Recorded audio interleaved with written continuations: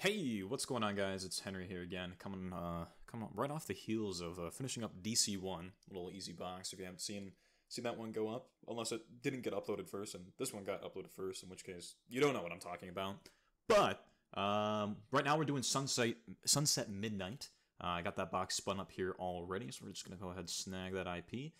This one was an intermediate by community and intermediate by author. Okay, pretty cool, pretty cool. And I spent quite a bit of time on this machine when I did it for the first time. So hopefully the walkthrough doesn't take as long, and hopefully some of my mistakes I can point out as they occur. We won't be struggling through it exactly like I did the first time, because I have a little note sheet here and I know what to do. But yeah, we'll take little pieces. So while that mmap scan's running, we can do some manual enumeration, see if there's anything on 80. That would be pretty cool. And it's taking a little while to load here. I've noticed that these boxes have been spinning up pretty fast, but I think there's like a delay on some of the services that start up. But yeah, like before when I press this button, I mean, it took probably like better part of a minute before a box had an IP address, and now it's taking like, I don't know, like 20 seconds or something like that. Like, it's getting kind of crazy. So we have 22, 80, and 3306. So not too many ports here, which is cool because we don't have to enumerate too many ports. But 80 could be, well, it could take a while sometimes to enumerate 80. So we're going to go ahead and take a look at 3306 with a -A on the nmap scan. And if this could load, that would be great. Looks like it's trying to make a request, if you notice here on the bottom left, to Sunset-Midnight. So we're going to have to put that into our Etsy host. Let's see if I'm going to have to censor anything in Etsy host. Can't wait to see what shouldn't be in here. Yeah, okay. Okay. Well, we'll just go here and pretend like those don't exist. We'll censor those out in post and maybe clean that up next time before we record a video. And we're going to do Sunset-Midnight. So we're going to right click to there. And now if we go here and we go to HTTP Sunset-Midnight. Oh, definitely wasn't a web history from the last time I did this box. And we have a WordPress site. We know that just because, well, it says it's a WordPress site. The WordPress favicons up here on the title bar, and apparently it uses SimplyPull, which is the disclosure of a plugin, which could be pretty important. But something that I like to do is just kind of when I see a WordPress site, specifically on boxes, please don't do this in production, is let's just get a little crazy, throw WP scan at it. I believe it's a -U for the URL on WP scan. We're going to say HTTP. We're going to do Sunset-Midnight, and we're going to do password. I think it's password, not passwords. User share wordless rock-you. Let's see, it's going to throw a fit. Okay. What if I did --URL? And then --passwords? Let's not update this now. And okay, so this is going to do some pretty epic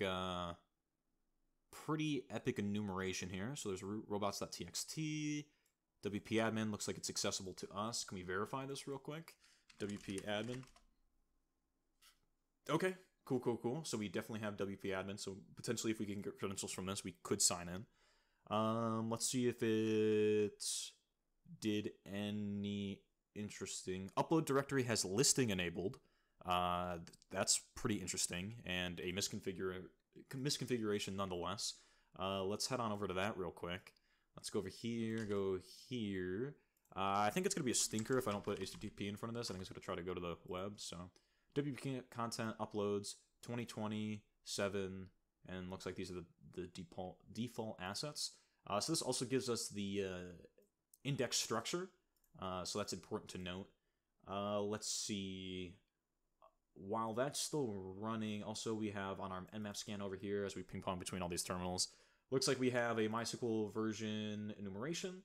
It looks like it's open and we can connect to it. So that's also something to keep in mind. And in fact, let's get a little crazy and spin up Hydra. I don't use Hydra too often, mainly because I try to find like other things to work before brute forcing, but we can get a little wacky. And let's try to sign in as root. Before we do that, let's try to see if we can even sign in as root. Let's go over here and we'll do MySQL 192.168.5188. Like I said, L root. I think -u root. Just gonna access denied for user root using password. No. Okay, so we need a password. So yeah, let's give that a try. Brute forcing this over here. The Hydra L root. Now we need to pass it the IP address. I believe this is 50. Okay, I lost my train of thought because I just took a phone call. Fantastic. I think we're brute forcing Hydra. So we'll do now MySQL, and I like to tack on a -V for verbose because I like to see all the tries. Silent Hydra makes me feel like it's doing nothing, but now I can see all the passwords going by, so I feel smart. Let's see. So we have credentials. Let's vim creds.txt. We have a root MySQL. We'll call this, and we'll call it root Robert. So having root on a MySQL database gives us a lot of options. Potentially we could write some files, maybe to that uploads directory. We'll also be able to take a look at the users. So let's see. So it looks like simply poll master, version 1.5. Okay, maybe there's a simply poll. Hold on, search, exploit, simply. 1.41, so this is version 1.5, so probably not this. Looks like we're still trying to brute force admin here, but that's fine, because now that we have these MySQL credentials, let's go over here to MySQL host root-p, and we'll type in Robert. Let's see if these are work. So it's okay, perfect. We're gonna do show databases, and we're going to beeline for WordPress DB. Whoops, I didn't spell select correctly. Select, or actually it's use, right? WordPress DB. Got you. Show tables. Default WordPress installation. So if we select all from WP users, we see it's the admin user with a WordPress MD5 hash here. So we could take this offline. We could crack it. But something I suppose also interesting that we could do, since we're root, is we could just make our own user. And that is exactly what I intend on doing. So if we go ahead and do insert into WP users, and we can see from the table that we just selected from all the at least important fields that we need. I believe we need an ID, we need a user login, and we need a user pass. And let's pass that the values. We'll just give it 3. I believe admin's 1. We'll just give it 3. Why not? We'll give us a name, which will be Henry. Henry. I don't know if we need spaces between these commas. I guess we'll find out real fast. And we will do the MD5 of the password, because remember, if we just put a password here, then it wouldn't match, because like if we put a password of just like password, then when we try to log in, it's going to hash password, and it's not going to match password because, well, it's not hashed. So we're going to MD5 it with, yeah, I guess we'll just call it password. And put that in the parentheses, or I guess, what, a quote. And, okay. So now if we do our select all from WP users, we see that we are a user. So yeah, now we can sign in. So we're actually going to stop this brute force over here. We're going to head on over here, and we are going to go to WP admin, and we just set a user of Henry with password. And it looks like we are able to sign in, but we don't have access to the dashboard because we're not an admin user. So how would we do that? Well, since we're root in the SQL database, we can just make ourselves admin. So if we go back over here, the table that we are most interested in is the WP user meta table. What did I do wrong? Oh, I didn't do the from WP user meta. And there's a ton of stuff here. But let's see. This is what's interesting. This WP capabilities field. This is what's the most important. So what we can do is we can go to, we can say insert into WP user meta. And these are these WP capabilities, this S13 administrator. I believe this is in the official WordPress documentation that you can look up for what all the values mean. But if we insert rather than insert into WP user meta, and we give it the user meta ID, our user ID for the user that we made, a meta key with a meta value, and we give it the values of null 3. We'll give it WP capabilities. I believe I spelled that right. This can't be uppercase, I believe. I think it's case sensitive. Capabilities. And then we are going to give it that A1 curly bracket S13 administrator semicolon S colon 1 colon parentheses 1 parentheses semicolon close curly brackets single quote end parentheses comma, and then finally I believe null 9999 because I don't believe the number matters. WP user level 10. Okay. Jesus. Oh my god, it was a lot. 10. This work? Uh-oh. I'm missing a parenthesis somewhere. Oh no. Let's see. WP user level. That's where it's missing. I didn't mean to. Okay. Robert, use WP. I forgot what it's called already. Show databases. Use WordPress DB. Use WP user. Hold on. Yeah, it's the meta one. Okay. So I think if we please just be here. Oh, thank God.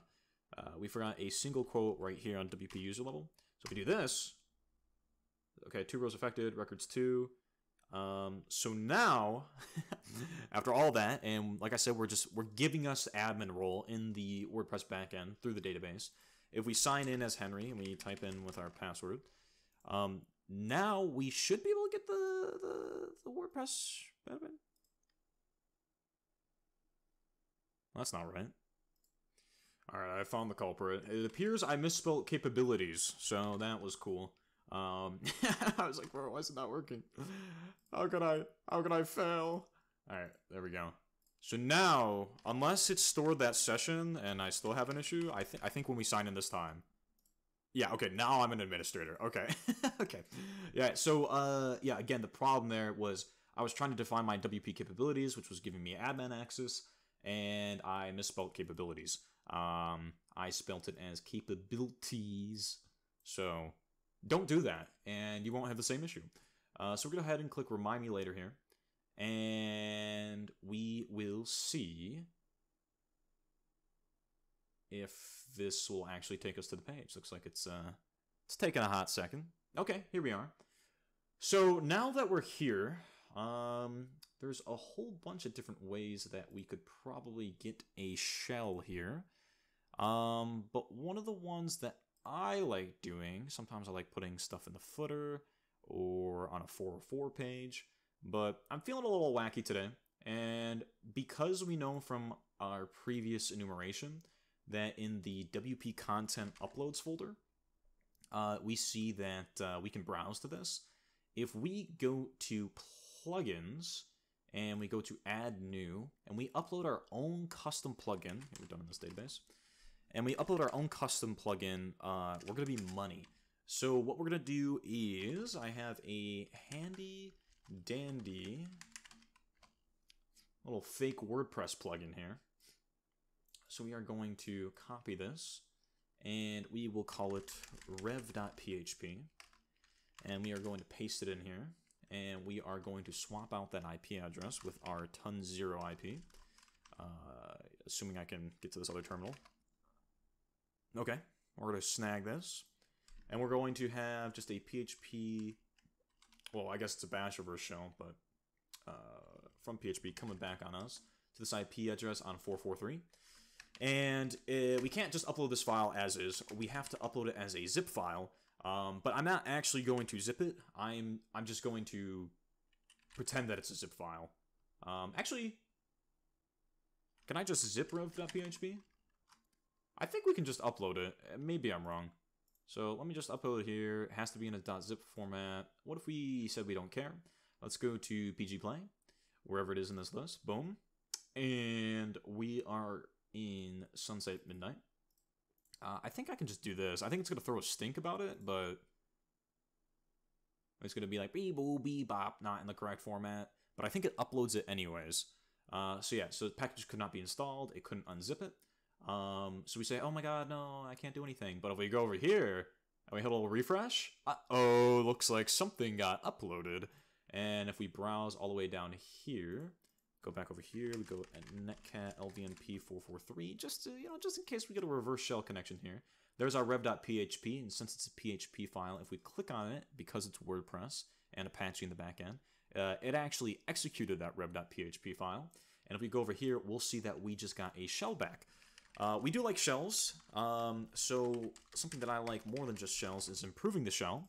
So let's see if we have Python 3 on the box. Python 3.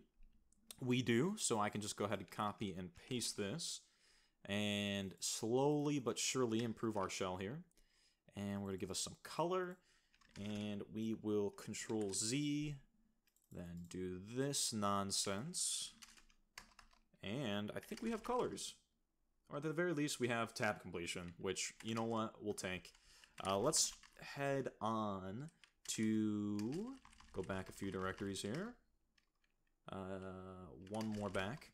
And because it's a WordPress site, the thing that I love looking at is I love looking at the WP config file, because traditionally, if we didn't brute force the database already, the MySQL database, the credentials that WordPress uses would be right here. So we have a Jose here with this really long password. It looks like MD5, but I think this is actually just like, this is just a password. Like, this is just plain text. So, like, that's interesting. Is Jose a user on this box? Let's check out home. So, Jose is a user on the box. Can we SU to Jose with this password? I'm just pasting it in. So I'm like, okay, there's password reuse on that. So let's go to creds. We're going to say Jose this. Whoops. Cool. And can Jose run sudo? That's not how you do that. And we're paste that in there. Jose may not run. Okay, that is fine. So looks like it's time to do some typical Linux privilege escalation. So we are going to go ahead and pull up our list here. Check out the kernel version. 4.19. There's a chance that's bad. We did our sudo-l. Let's look for suids and guids. Always a good thing to look for, especially on these boxes. Sometimes they're a little kind to us. The thing that jumps out to me here, is this a normal GTFO bins? Is this a thing? Check status file, not just status, but if we go to cd user bin and we cat status, okay. Status of the SSH server. Is this like an example or something like that? Okay. User bin. That's fine.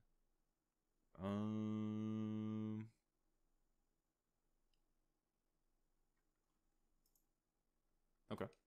I guess we just continue with what we're doing. I'm not too sure what's going on there.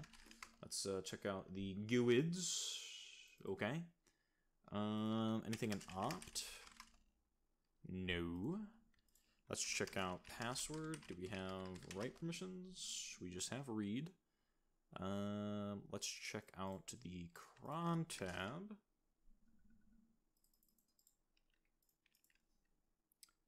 Okay, nothing too crazy, I don't think. We're gonna go ahead and get our friend Linpeas over here. We are going to Python 3 m http.server, and we are going to go over to temp. Do we have wget? We do have wget, so we're to wget 192.168.49.51, and we are going to say port 8000. Let's bring on over our friend Linpeas, chmod x linpeas, and oh yeah, there it is. There's that beautiful P. I already feel safer already. All right, let's see what's going on here. Patchy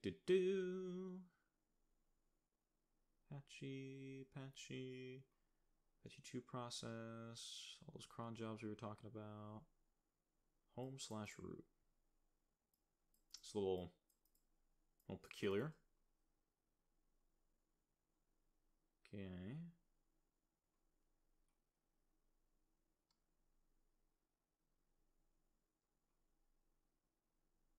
Okay. Root logins, a lot on SSH. Still not seeing anything too crazy. User bin sudo. It looks like user bin status is executing service. You can impersonate it. Oh, did I look at service instead of status? So strings line service SSH status. You can impersonate it. Okay. So status is calling service. Can we look at user bin status? Status is calling service. Cat user bin service. Oh, I see. Service SSH status. Okay.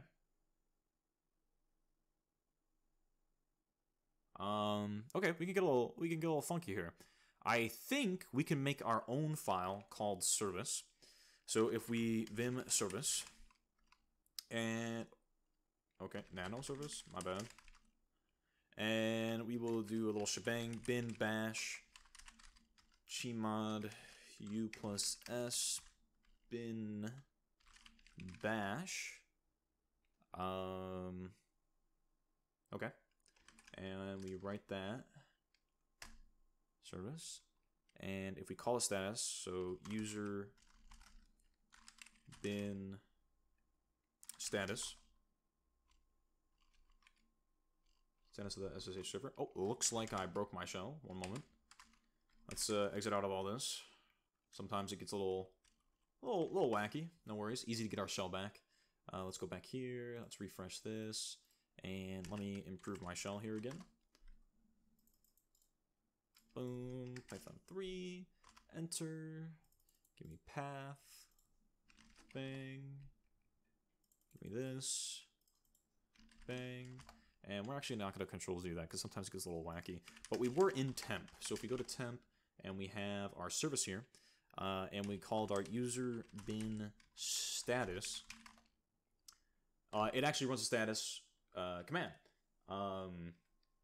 which is important for us because if we, I believe we can export this. If we export, was it path to just temp? Whoopsie. Temp. Let's go through a fit about this. Not a valid identifier. Export path equal temp. And now it's going to call our service because it doesn't specify in this command that we looked at earlier here.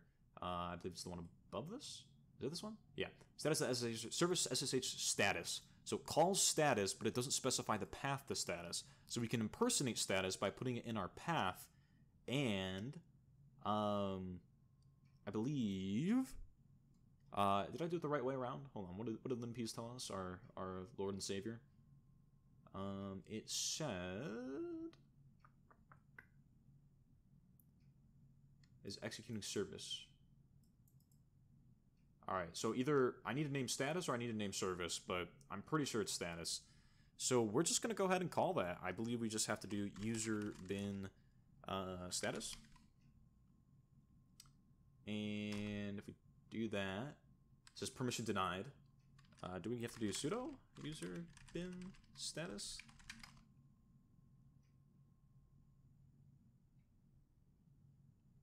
Okay. Let's check out bin bash. Huh. Oh, it's because the rest of our path is all wacky. Let's fix our path real quick.